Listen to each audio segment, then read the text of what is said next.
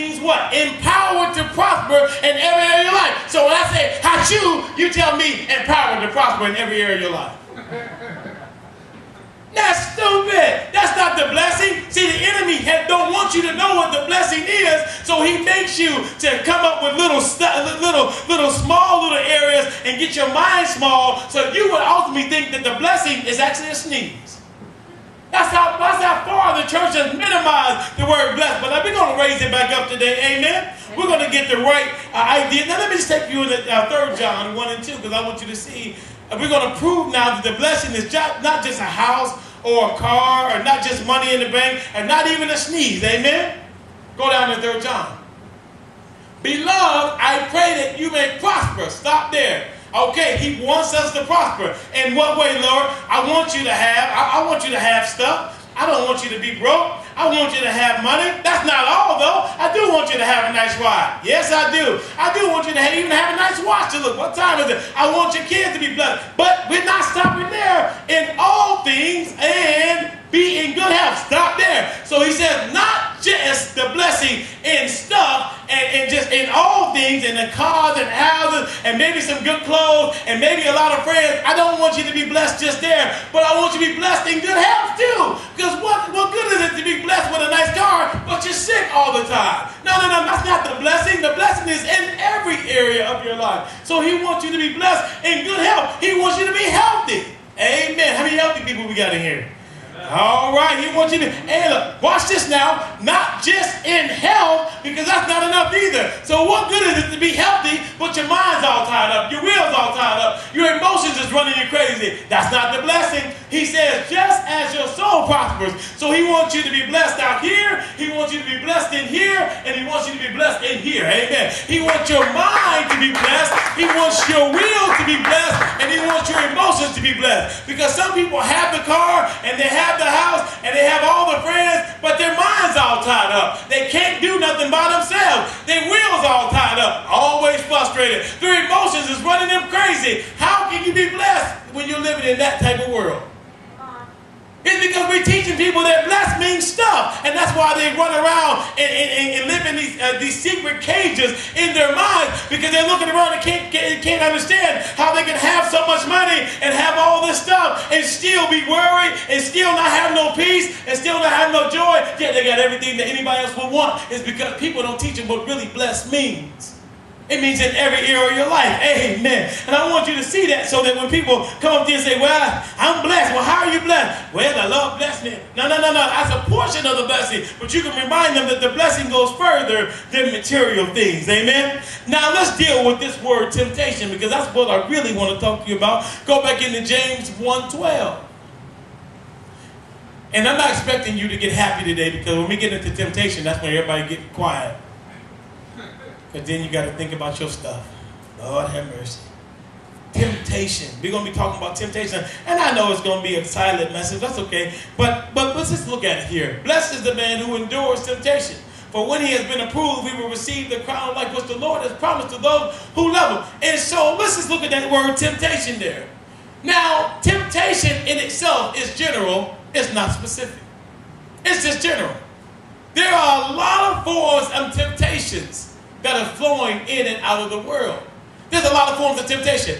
And many times we miss all the forms of temptation is because all the time, I don't know what it is about church people, I don't know what it is about the world, but when I bring up temptation, I guarantee you right now, your mind went to either some person, or either maybe it could be alcohol, or maybe it's some woman or some man, and you say temptation. And we limit what temptation could fully be by just seeing it as being tempted by a woman, or being tempted by a man, or being tempted to get a drink. We limit what temptation fully is, and I think because we limit it in our lives, that's why we cannot get rid of it. Amen? Because we don't fully understand what it means to walk in that temptation.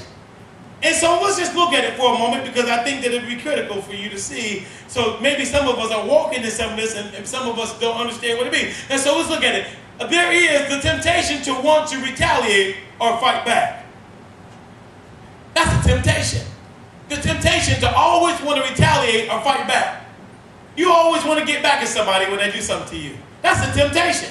You're sitting there, you're tempted. I want to get back. Ooh, I'm mad. Ooh, I'm not going to let them. You see what they did? I'm going to show them. That's the temptation, folks. The temptation to want to retaliate. Every time somebody does something to you, you want to do something back. That's the temptation, folks. That's the temptation. Amen? The temptation to always want to have something to say. Always got to get the last word in. Can't never let things rest. Always got to get your last word. Somebody say something to you, you gonna say something back. Can't just walk away and let the Lord deal with it. No. You got to be the one that's always getting in those words, because you got to get those words in. Amen. You can't walk away and let somebody outdo you, right? So it's the temptation to always have to have something to say all the time. Some of you are in this stuff. Some of you are in the temptation to resist or reject something. The temptation not to listen or to receive what somebody says. Always when somebody come to you, I ain't here to talk to the hand.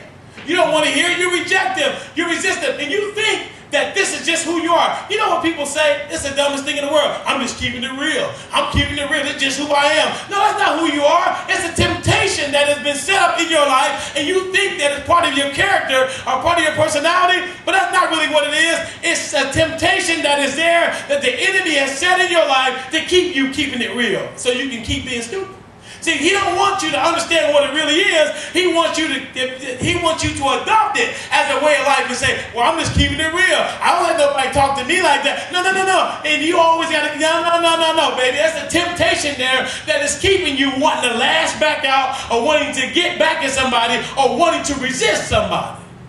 We're talking about temptations today, folks. Anybody in the house? Yeah. The temptation to always want to buy something. Anybody there?